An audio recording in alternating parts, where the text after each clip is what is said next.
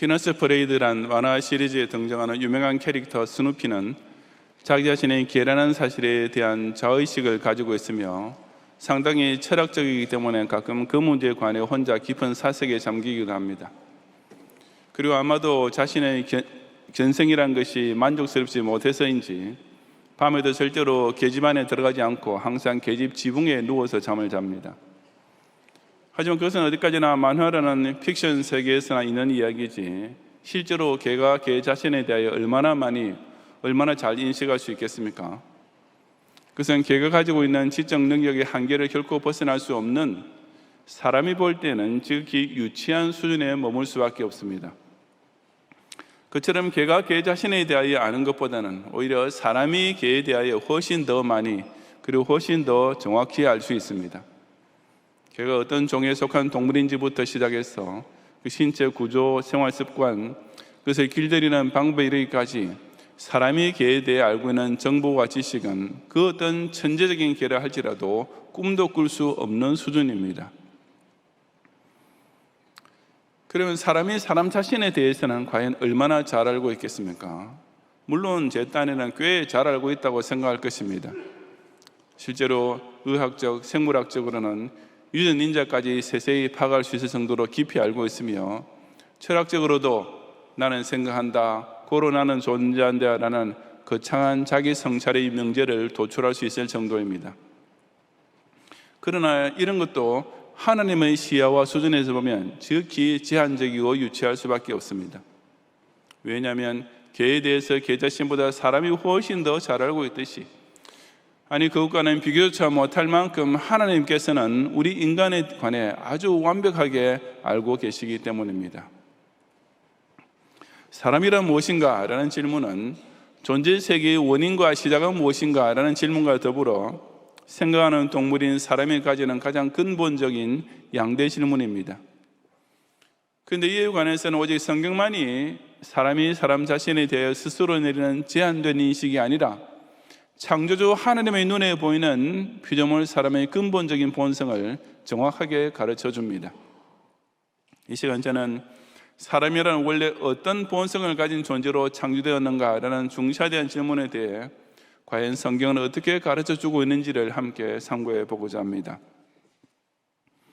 첫째, 사람은 자연과 융합되는 동물이 아니라 하나님과 교제할 수 있는 인격체로 창조되었습니다. 1절부터 7절까지 함께 봉독하겠습니다. 천지와 만물이 다 이루어지니라. 하나님이 그가 하시던 일을 일곱째 날에 마치시니 그가 하시던 모든 일을 그치고 일곱째 날에 안식하시니라. 하나님이 그 일곱째 날을 복되게 하사 거룩하게 하셨으니 이는 하나님이 그 창조하시며 만드시던 모든 일을 마치시고 그날에 안식하셨음입니다. 이것이 천지가 창조될 때에 하늘과 땅을 내리기니 여호와 하나님이 땅과 하늘을 만드시는 날에 여호와 하나님이 땅에 비를 내리지 아니하셨고 땅을 갈 사람도 없었으므로 들에는 초목이 아직 없었고 밭에는 채소가 나지 아니하였으며 안개만 땅에서 올라와 온 지면을 적셨더라. 여호와 하나님이 딸경이 흙으로 사람을 지으시고 생기를 그 코에 불어넣으시니 사람의 생명이 되니라. 아멘. 여기서 4절 이하 7절 말씀은 천지와 만물이 다 창조된 후에 그 내력, 즉 사건 전모를 총정리해 놓은 것입니다. 하나님이 땅에 비를 내리지 아니하셨던 이유는 1장에 나오는 궁창 아래의 물과 궁창 위의 물, 즉 지표면과 창공의 수분이 충분한 상태였기 때문이며, 그래서 안개만 땅에서 올라 온 지면을 적셨다라는 말씀대로 지구 전체가 습도 높은 온실과 같았습니다. 그리고 초목과 채소란 여기서는 사람에 의해 경작되는 작물을 의미하는데 들과 밭에 아직 땅을 갈 사람도 없었으므로 이런 인위적 농작물은 없었지만 그 온실 같은 최적의 환경으로 인해 온갖 식물의 열매와 과실은 풍족한 상태였습니다. 하나님께서는 그처럼 사람 살기에 완벽한 생존 환경을 먼저 준비해 놓으신 후에 흙으로 사람을 지어 창조하셨습니다. 그래서 2장 19절의 여호와 하나님이 흙으로 각종 들짐승과 공중의 각종 새를 지으시고 라는 말씀과 비교해 볼 때 사람의 육신을 구성하는 물질적 요소는 다른 동물과 똑같은 것으로 이루어졌음을 알 수 있으며 그래서 사람이 죽어서 흙 속에 묻히게 되면 동물과 아무 구별되는 것 없이 똑같이 썩어서 흔적도 없이 흙과 섞여버리는 것입니다. 그래서 사람과 동물 사이에는 그런 생물학적 공통점이 생기게 되었지만 결정적인 차이점도 있었습니다. 그것이 곧 생기를 그 코에 불어넣으시니 사람이 생명이 되니라 는 사실이었습니다. 이 생기라는 말을 직역하면 생명의 호흡인데, 인간 생명의 기원은 무슨 아미노산의 우연한 합성 따위 있는 것이 아니라 어디까지나 영생의 하나님께서 불어넣으신 생명의 기운에 있음을 보여줍니다. 생명이라고 번역된 말은 원래 살아 숨쉬는 생명체라는 뜻으로서 1장 24절에서 다른 동물을 가리켜 생물이라고 번역한 말과 똑같은 단어입니다. 하지만 다른 동물과는 달리 사람은 하나님께서 직접 생기를 그 코에 불어넣으심으로써 특별한 영적 생명체가 된 것이었습니다. 그것을 더 자세히 설명한 것이 1장 26절과 27절로서 하나님께서 당신의 형상을 따라 당신의 모양대로 사람을 만드셨다는 사실입니다. 하나님의 영이심으로 이 말씀은 사람이 하나님과 겉모양이나 생김새가 비슷하게 지었다는 뜻이 아니라 하나님의 인격적 속성을 모델로 하여 사람의 인격적 본성이 창조였다는 뜻입니다. 다시 말해서 사람은 부분적이긴 하지만 하나님과 공유하는 영적 본성을 가지게 되었으며, 바로 이 때문에 사람은 자신의 지, 정, 의 등을 통해 하나님을 알 수 있고 사귈 수 있는 존재가 되었습니다. 사람끼리도 서로 취미가 같다든지 성격이 잘 어울린다든지 하는 어떤 공감대가 형성되어야 친구 시간이 될 수 있듯이, 사람은 이처럼 하나님의 형상과 모양을 공유하게 됨으로써 하나님과 교제할 수 있는 인격체로 창조받았던 것입니다. 이것은 한가 피조물에 불과한 사람으로서는 정말 엄청난 특권이 아닐 수 없습니다. 사람은 다들 자기 집을 좀 더 예쁘게, 좀 더 안락하게 꾸미려고 애를 쓰지만 아무리 최고급 인테리어로 장식되어 있다 해도 혼자 사는 집은 역시 쓸쓸할 수밖에 없습니다. 일과를 마치고 집에 돌아왔는데 아무 맞이해주는 사람이 없으면 그 집에 아무리 멋진 명화가 걸려있고 현대식 주방시설이 완비되어 있고 최신식 홈시어터가 갖추어져 있다 해도 그런 인테리어를 보고 퇴근 인사를 할 수는 없는 일이 아니겠습니까? 또한 자기 요리 솜씨를 같이 맛보아줄 사람도 없이 밥그릇 한 개만 놓고 먹는 밥상은 입맛이 날 수가 없으며, 공감해줄 사람 없이 혼자 연속극을 보면서 길길거리며 우는다든지 훌쩍거리며 운다는 것은 청승맞은 꼴일 수밖에 없습니다. 그래서 독신 생활하는 사람일수록 무언가 살아있는 생명체와 교감을 나눔으로써 그 외로움을 달려보려고 애완동물이라도 키우는 것이 아니겠습니까? 하나님께서 천지를 창조했을 때도 그 지으신 눈에 보시기에 좋은 것을 그저 혼자서만 감상하기를 원하지 않으셨습니다. 누군가가 당신 곁에서 그들을 같이 의미하면서 하나님, 당신께 지으신 만물이 정말 아름답고 오묘합니다라고 그 창조의 솜씨를 감탄하고 그 하나님의 지혜와 능력을 찬양해 주기를 바라셨습니다. 자기를 위해 조성된 그 완벽한 생존 환경 속에서 매일의 일과를 누리면서 하나님, 당신께서 제게 허락해 주신 생명의 나날이 정말 기쁘고 행복합니다라고 하나님께 감사하며 영광을 돌릴 줄 아는 피조물이 있기를 원하셨습니다. 바로 그런 이유로 하나님께서는 사람을 그처럼 당신과 교제할 수 있는 인격체로 지으신 것입니다. 하나님께서 엿새 동안 천지 창조를 다 마치신 후에 일곱째 날에 안식하시고 그날을 복되게 하사 거룩하게 하신 것도 그 때문이었습니다. 사람은 엿새 동안에는 힘써 자기 일을 하다가도 이 안식이란 반드시 거룩히 지킴으로써 하나님과 복스러운 영적 교제를 꼭 영위하도록 하나님께서는 태초부터 모든 사람이 지켜야 할 주간 스케줄을 짜놓으셨던 것입니다. 다시 말해서 주일 성수와 예배야말로 사람이 하나님과 교제하는 이 특권적 관계를 유지함에 있어서 필수적이면서도 가장 기본적 요소입니다. 그런데도 죄를 지어 타락한 인간은 이 엄청난 특권을 외면하고 스스로 동물 수준으로 자신을 격화시키고 있습니다. 영정이란 말은 영묘한 힘을 가진 으뜸이란 뜻입니다.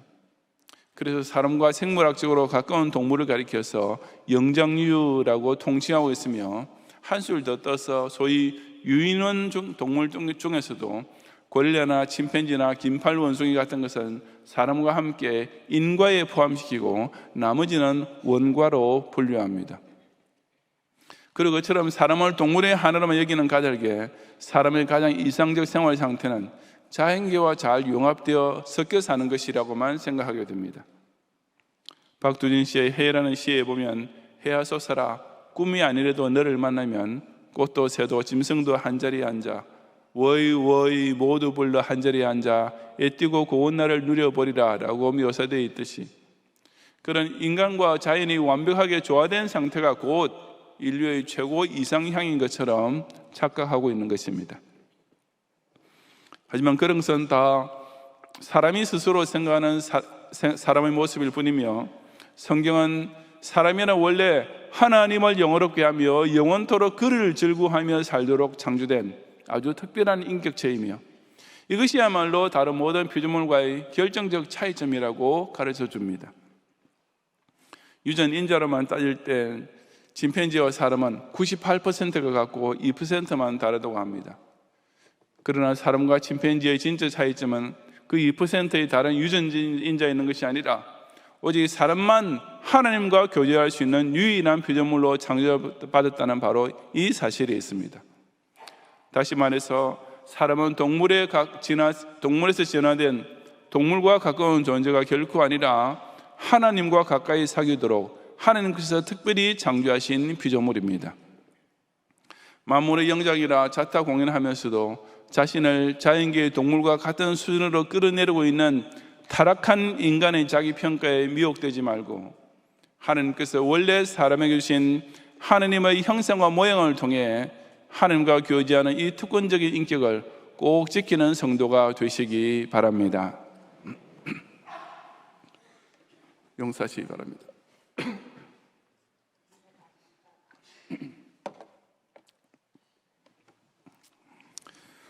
둘째로, 사람은 자연에 의지하는 유한적 생명체가 아니라 하나님의 말씀에 순종함으로써 영생할 수 있는 존재로 창조되었습니다.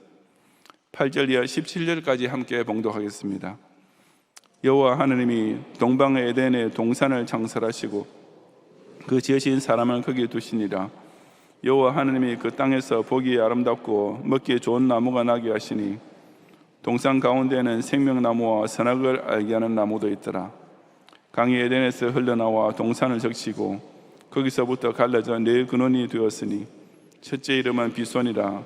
금이는 하윌라 온 땅을 둘렀으며 그 땅의 금은 순금이요 그곳에는 베들리엄과 호마나도 있으며, 둘째 강의 이름은 기온이라. 구스 온 땅을 둘렀고 셋째 강의 이름은 히데겔이라. 아수르 동쪽으로 흘렀으며 넷째 강은 유브라데더라.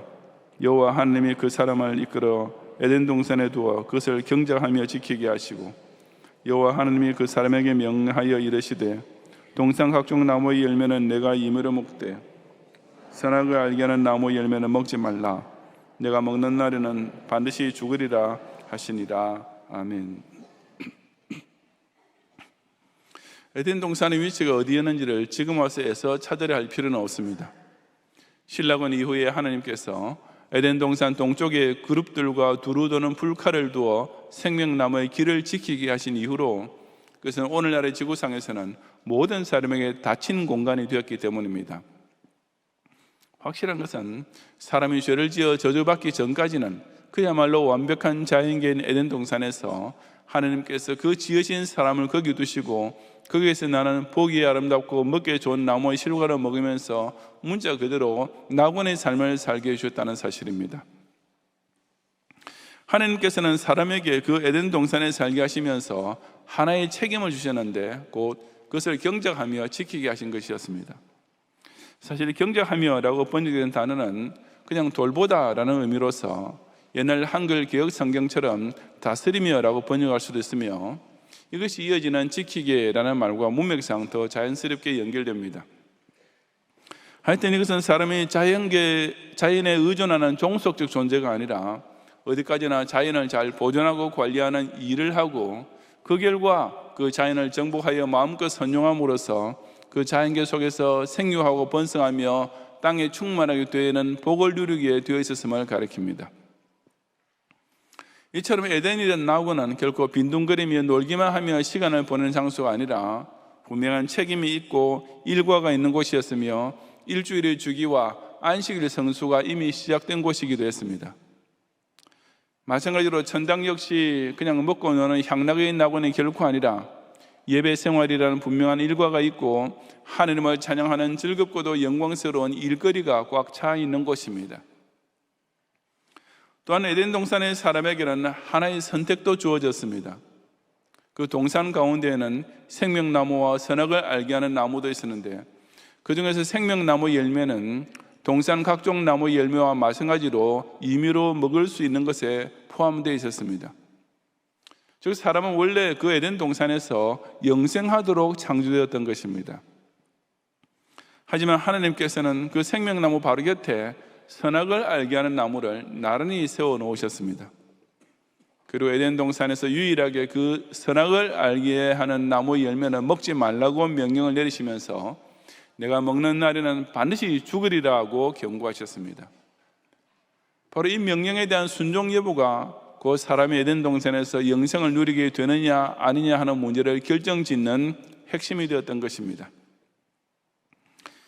그런데도 하나님께서는 그 선악을 알게 하는 나무를 사람이 손만 뻗으면 따먹을 수 있는 곳에다 심어 놓으시고 무슨 철책이나 방벽 같은 것도 전혀 없이 그저 먹지 말라고 말씀 한마디만 하셨습니다. 그것은 다시 말해서 사람에게 선택의 여지를 주신 것이며 그것은 다른 말로 곧 자유의지를 주셨다는 의미가 됩니다. 한 가지 분명히 짚고 넘어가야 할 것은 인간에게 자유의지가 주어졌다고 해서 하나님의 절대 주권이 미치지 못하는 지휘법권 지대가 생긴 것은 결코 아니라는 사실입니다. 비유하자면 군대에서 하급 지휘관에게 재량권이라는 것이 주어져도 여전히 전체적으로는 최고 사령관의 권위 아래 완전 복속된 것이라든지 애완동물이 자기의 자유로운 기본에 따라 여러 다양한 반응을 보인다 해도 여전히 주인에게 완전 종속되어 있으면 조금도 변화가 없는 것과 같습니다. 그렇다면 왜 하나님께서는 사람에게 그런 자유의지를 주셨겠습니까? 애당초 사람에게 그런 선택을 할 여지를 주지 않으셨더라면, 즉 선악을 알게 하는 나무 같은 것은 아예 에덴 동산에 두지 않으셨더라면 사람이 불순종하여 타락할 일도 없었을 것이고 에덴 동산에서 영원히 행복하게 살 수 있었을 것인데 왜 하나님께서는 그렇게 하지 않으셨을까 하는 의문이 생기지 않습니까? 물론 하나님께서 행하신 일에는 그 어떤 잘못이나 모순 같은 것이 있을 리가 없습니다. 이 인간의 자유의지란 것도 사실은 하나님께서 사람을 당신과 인격적으로 교제할 수 있는 피조물로 창조하신 것과 필연적인 연관이 있습니다. 사람도 집에서 어항 속의 물고기나 세상 속의 새를 보는 것보다는 사파리 같은 자연공원의 동물을 구경하는 것이 더 좋으며 그보다도 아예 야생 상태에서 자유롭게 뛰놀고 있는 짐승을 그대로 두고 보는 것이 훨씬 더 기분 좋지 않습니까? 우리 속에 갇혀있는 동물은 구경꾼이나 주인이 다가가면 자기에게 무슨 먹이를 줄까 해서 사람에게 가까이 오는 것이 흔히 있는 일이지만 야생 상태에서 마음대로 도망칠 자유가 있는 동물이 오히려 자기를 쓰다듬어 주기를 바란다든지 하면서 제발로 사람 쪽으로 가까이 와준다면 그 사람으로서는 얼마나 행복하게 느껴지겠습니까? 만약에 사람에게 자유의지를 허락하지 않으셨더라면 에덴 동산은 동물원 같은 곳이 되었을 것이며 사람 역시 하나님께서 교제의 대상이 아니라 그저 볼거리로 만들어 놓은 존재에 불과했을 것입니다. 하지만 하나님께서는 사람을 그런 무슨 구경거리 동물처럼 만드신 것이 절대 아니셨습니다. 하나님께서는 사람을 어디까지나 당신과 인격적으로 교제하는 특별한 피조물로 창조하셨고 그래서 사람에게 자유의지를 주셨습니다. 왜냐하면 자유의지는 순종을 불러일으키는 데 꼭 필요한 것이며 바로 그 자발적인 순종이야말로 하나님께서 사람과 기쁨과 진정의 교제를 나누는 데 결정적인 요소가 되기 때문입니다. 언젠가 텔레비전에서 일본 사람들이 만든 로봇 개를 보았는데 제법 진짜 개처럼 네 발로 걸어 다니는 것은 물론이요 주인이 머리를 쓰다듬어주면 기분이 좋다는 표시로 불을 깜빡거리기도 하고, 또 상황에 따라서는 꼬리도 흔들기도 하는 등 주인의 말이나 행동에 여러 가지 반응을 보이도록 만들어져 있었습니다. 그러나 아무리 로봇계를 잘 만들었더라도 그것을 진짜 애완견에 비길 수야 있겠습니까? 로봇계는 원래부터 그렇게 반응하도록 기계적으로 프로그래밍이 되어 있는 것이므로 결국에는 실증날 수밖에 없지만, 진짜 애완견은 자신의 자유의지를 가지고 있으면서도 주인에게 자발적 순종을 하는 것이므로 더욱 정이 가게 됩니다. 마찬가지로 하나님께서도 사람을 당신의 명령에 무조건 순종만 하도록 입력된 기계적인 피조물로 창조하지 않으셨습니다. 하나님께서는 그런 로봇이 아니라 자유의지를 가지고서 자발적으로 순종하는 인격체와 교제하기를 기뻐하셨던 것입니다. 이처럼 말씀 순종의 여부, 이것 한 가지가 인생을 복 아니면 저주라는 양극단으로 나누는 유일하고도 결정적인 기준이요 시금석이었습니다. 순종하면 영생, 불순종하면 사망, 실로 간단 명료한 선택이며 그 인과관계는 지금까지도 앞으로도 변함없는 철칙입니다. 아주 쉬운 것인데도 첫사람이 어처구니 없이 틀리고 말았던 문제였으며, 지금도 마찬가지로 하나님 말씀을 순종하는 것은 사실 아주 간단한 것임에도 불구하고 너무나 많은 사람이 어처구니 없게 불순종 쪽을 선택하고 있는 것입니다. 하나님께서 저와 여러분이 당신과 교제하며 영원히 살 수 있는 엄청난 복을 약속해 주시면서도 우리에게 요구하시는 것은 그 얼마나 간단한 것입니까? 말씀을 순종하기만 했더라면 반드시 누릴 수 있던 상급인 생명나무는 오늘도 선악을 알게 하는 나무 바로 곁에 나란히 서 있습니다. 사람이 떡으로만 사는 것이 아니라 하나님 입에서 나오는 모든 말씀으로 산다는 사실을 깨닫는 사람은 이미 신라군에서 벗어나 다시 낙원으로 들어간 것이나 다름없는 것입니다. 사람은 자연이 제공해주는 공기와 식물에만 의존해서 생존하는 유한적 동물이 아니라 바로 하나님의 입으로부터 나오는 말씀을 순종하기만 하면 영생할 수 있는 존재로 창조되었음을 깨닫고, 사람이 원래 받았던 이 놀라운 생명의 복을 꼭 회복하고 누리는 성도가 되시기 바랍니다. 성도 여러분, 사람이 스스로 생각하는 사람이란 진화의 산물이며 자연에 종속되어서 생명 유지를 위해서는 자연이 주는 것에 의존해야 하는 동물 중 하나일 뿐입니다. 피조물에 불과한, 더구나 그 본성이 완전히 타락해버린 사람의 시각과 지각만 가지고 사람이 자기 자신을 보면 기껏해야 그 정도밖에 안 되는 것입니다. 하지만 성경은 사람이란 무엇인가라는 질문에 대하여 하나님의 관점에서 실로 차원 높고도 근본 깊은 정답을 가르쳐 줍니다. 사람은 자연과 동등한 존재가 아니라 하나님과 친구처럼 사귀는 존재로 창조받았다고 했습니다. 사람은 자연에 의존해서 겨우 7, 80년의 수완을 누리는 유한적 존재가 아니라 하나님의 말씀만 순종하면 장수 정도가 아니라 영원히 살 수도 있는 영생의 존재로 원래부터 지음받았다고 했습니다. 이 얼마나 놀랍고도 감사하기 짝이 없는 사실입니까?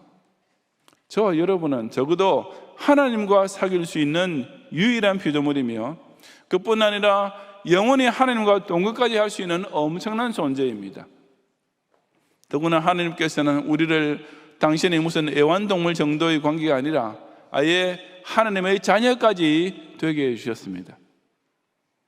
에덴 동산에서 동산 가운데 거니시는 여호와 하나님으로 사람과 친근히 교제해 주셨던 하나님께서는 사람이 타락함으로써 그 특권을 상실하게 되자 아예 독생자 예수 그리스도까지 보내주심으로써 그 관계를 회복시켜 주시고, 사람이 죄를 범함으로 말미암아 접근 금지되었던 그 생명나무의 열매를 저 하늘나라의 생명수 강가에서 먹을 수 있다고 요한계시록 22장에서 약속해 주신 것입니다.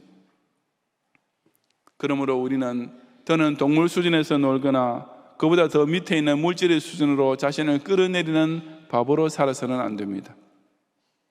무엇 빼면 시체라는 말이 있지만 사람은 이 하나님의 형상과 모양을 빼고 나면 흙으로 돌아갈 육신밖에 남지 않는 그야말로 동물과 똑같은 존재이기 때문입니다. 그런데도 이런 하나님과 사귀는 특권을 내버리고 자신을 동물과 물질의 수준으로 전락시켜버리는 사람은 그야말로 로마서 1장 21절과 23절에 스스로 지혜 있다나 어리석게 되어 썩어지지 아니하는 하나님의 영광을 썩어질 사람과 새와 짐승과 기어다니는 동물 모양의 우상으로 바꾸었느니라 라고 경시하고 있는 그대로 피조물을 조물주보다 더 경비하고 섬기는 최악의 저질 인생이 아니고 무엇이겠습니까? 반면에 말씀을 순종하면서 하나님과 교제하는 삶의 복을 깨닫고 체험한 신자는 정말이지 인생을 살아가는 영역이 근본적으로 확 달라질 수밖에 없습니다.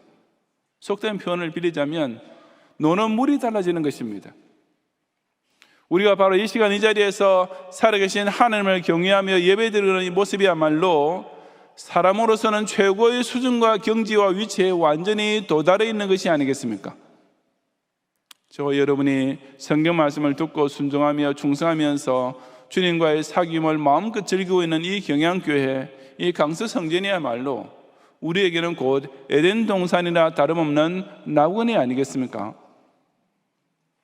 사람이 자연계로부터 진화되었다고 생각하는 사람들은 실상은 에덴 동산에서의 타락 이후 영적으로 계속 퇴화하고 있는 자들입니다.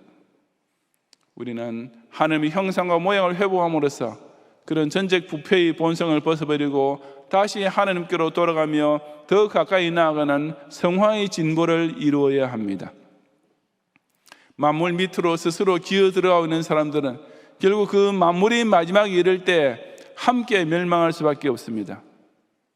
하지만 우리는 선악과를 먹지 말라 하신 하나님의 말씀을 순종함으로써 하나님의 나라에서 새 것으로 주님과 함께 먹고 마시게 될 그 자리에 꼭 참여하는 영생인이 되어야만 합니다.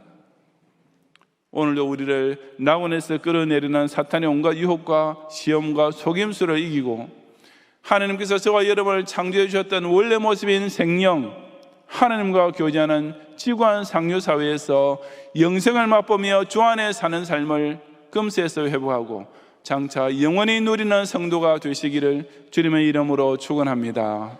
아멘.